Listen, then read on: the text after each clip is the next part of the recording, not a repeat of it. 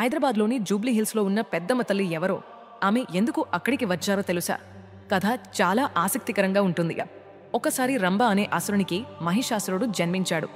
అతడు బ్రహ్మదేవుడిని సంతృప్తిపరచేందుకు ఘోరమైన తపస్సు ప్రారంభించాడు. చివరికి బ్రహ్మ ప్రత్యక్షమే ఏ వరం కావాలో అడుగు అని అన్నాడు.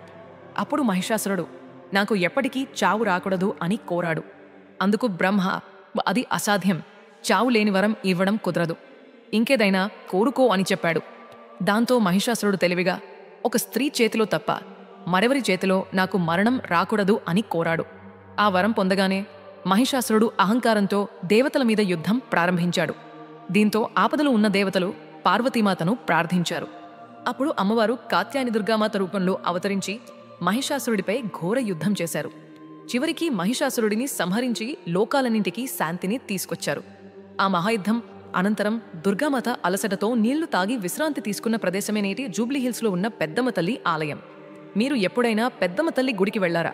వీడియోని ఒక లైక్ చేసి కింద సబ్స్క్రైబ్ బటన్ నొక్కి అందరూ మీ అభిప్రాయం చెప్పండి. జై పెద్దమ్మ తల్లికి.